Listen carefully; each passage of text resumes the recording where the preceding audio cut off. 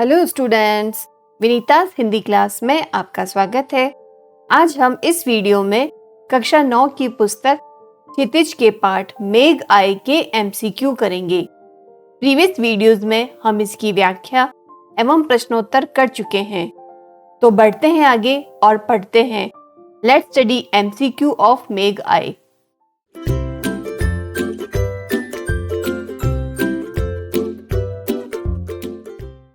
पहला प्रश्न, नदी किसका प्रतीक है? ऑप्शंस है प्रेयसी का, गांव की युवती का, बादल का या वर्षा का। सही उत्तर होगा गांव की युवती का। नेक्स्ट क्वेश्चन, पेड़ किसके कारण झुक गए हैं? फलों के कारण, हवा के कारण, लंबे होने के कारण अथवा बादल के कारण। आंसर है हवा के कारण। अगला प्रश्न, मेघ आए कविता किस पर आधारित है? बयार हवाओं पर, पयोधर पर, नदी के सौंदर्य पर या दामाद पर। आंसर होगा पयोधर पर। पयोधर बादलों का ही पर्यायवाची होता है। नेक्स्ट है, मेघों के आगे कौन नाचती गाती हुई चल रही है? नर्तकी, बिजली, नदी अथवा हवा। उत्तर है हवा। अगला प्रश्न, वर्षा ऋतु के आने से आकाश में कौन सुशोभित है? मेघ, तारे, इंद्रधनुष अथवा चंद्रमा। सही उत्तर है मेघ। नेक्स्ट क्वेश्चन, पाहुन शब्द का अर्थ क्या है? मेहमान या दामाद, पैर, पान या हवा। उत्तर है मेहमान या दामाद। नेक्स्ट क्वेश्चन, बादल रूपी मेहमान के आने पर किसने उन्हें बुजुर्ग की तरह स्वागत किया? चंद्रमा ने, तारों ने, पीपल ने अथवा बिजली ने। उत्तर होगा पीपल ने। नेक्स्ट क्वेश्चन, बूढ़ा पीपल किसका प्रतीक है? शिक्षित लोगों का, बड़े बुजुर्ग का, बीमार लोगों का अथवा मेहमान का। उत्तर है बड़े बुजुर्ग का। अगला प्रश्न, कविता में किस ऋतु का मनोरम और काल्पनिक चित्रण हुआ है? वसंत ऋतु का, ग्रीष्म ऋतु का, वर्षा ऋतु का अथवा शिशिर ऋतु का। सही उत्तर है इसका वर्षा ऋतु का। नेक्स्ट क्वेश्चन, मेघ आए कविता में कौन से अलंकार का अधिक प्रयोग हुआ है? अनुप्रास अलंकार, मानवीकरण अलंकार, रूपक अलंकार अथवा उत्प्रेक्षा अलंकार। उत्तर है इसका मानवीकरण अलंकार। नेक्स्ट क्वेश्चन, ताल किसका प्रतीक है?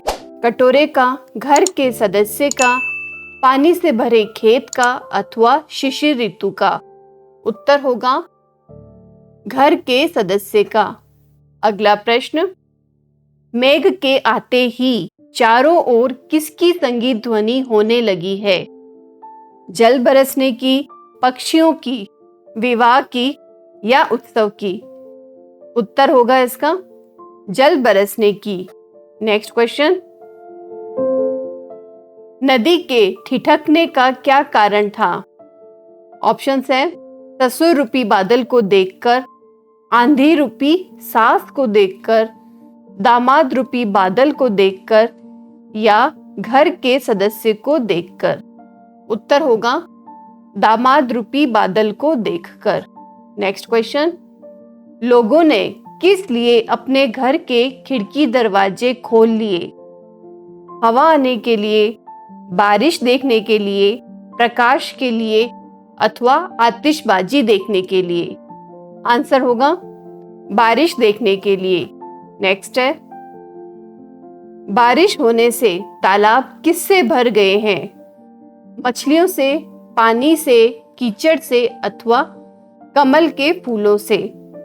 सही उत्तर है पानी से। अगला प्रश्न, बादलों के आगे कौन नाचती गाती जा रही थी? बयार, आंधी, धूल या खुशबू? उत्तर होगा बयार। बयार कहते हैं हवा को। नेक्स्ट है, ताल क्यों प्रसन्न हो गया? बादल को देखकर, कीचड़ को देखकर, मेहमान को देखकर या हवा को देखकर?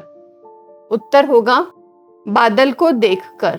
अगला प्रश्न, बारिश होने से पहले आकाश में बादल कैसे छाए हुए हैं?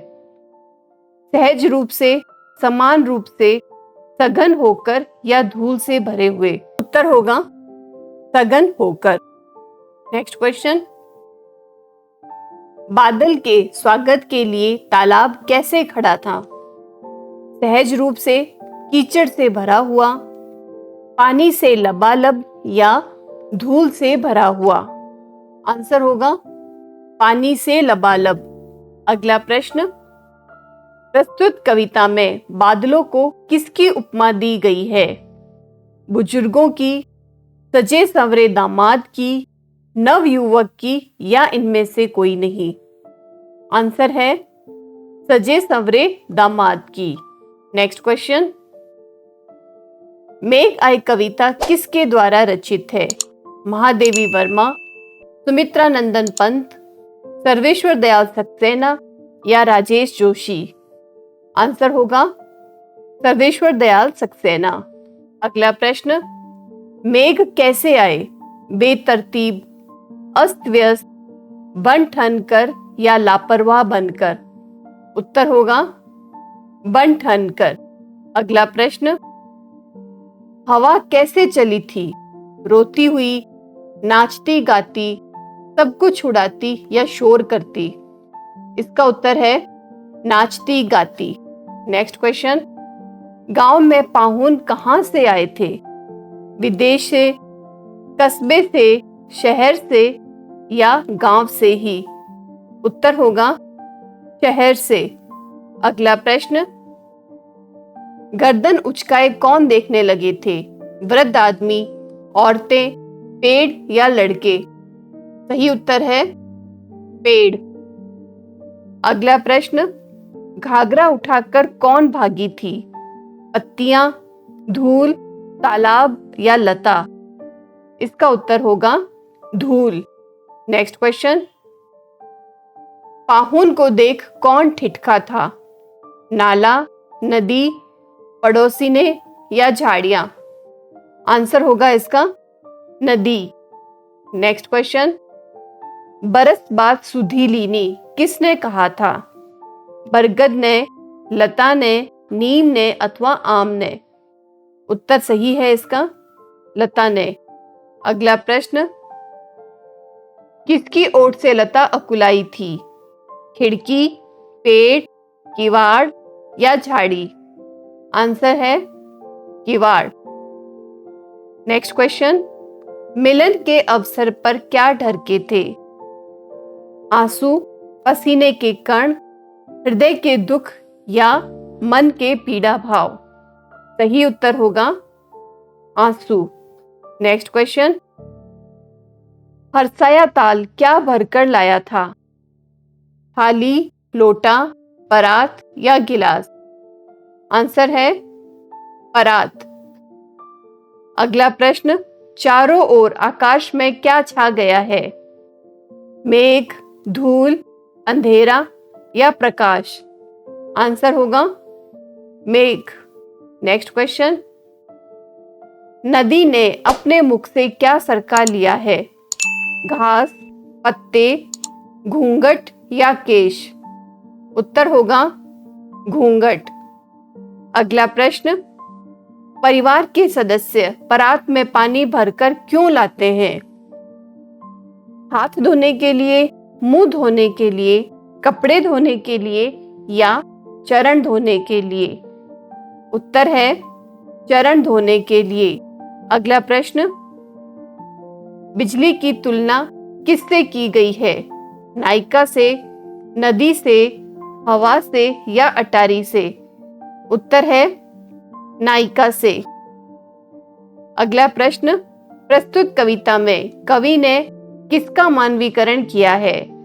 हवा का, पानी का, मेघ का या आग का? उत्तर होगा मेघ का। अगला प्रश्न, बाकी चितवन उठा नदी ठिठकी घूंघट सरके, इन पंक्तियों का अर्थ बताओ। ऑप्शन है, नदी ने अपना घूंघट नहीं हटाया है, या नदी ठिठकी नहीं है, अथवा नदी सीधे मेहमान को देख रही है, या नदी रूपी स्त्री रुक कर अपना घूंघट हटाकर तिरछी नजरों से मेहमान को देख रही है। और इसका सही उत्तर होगा कि नदी रूपी स्त्री रुक कर अपना घूंघट हटाकर तिरछी नजरों से मेहमान को देख रही है। अगला प्रश्न, प्रेमी के आने पर प्रेमिका का क्या टूट जाता है? विश्वास, भरोसा, भ्रम या धैर्य? उत्तर होगा इसका भ्रम। अगला प्रश्न,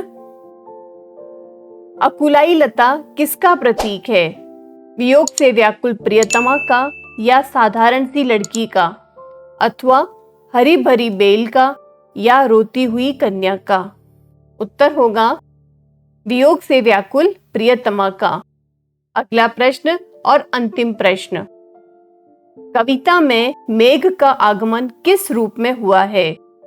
मेहमान के, जल के, बालक के या हाथी के? उत्तर है इसका मेहमान के। तो स्टूडेंट्स, इन एमसीक्यू के बाद यह पाठ यहाँ समाप्त होता है। अगले वीडियो में अगले पाठ के साथ हम फिर मिलेंगे। तब तक हमसे जुड़े रहिए। वीडियोस को लाइक करें, शेयर करें और चैनल लेट्स स्टडी को सब्सक्राइब करना ना भूलें। Thank you and all the best.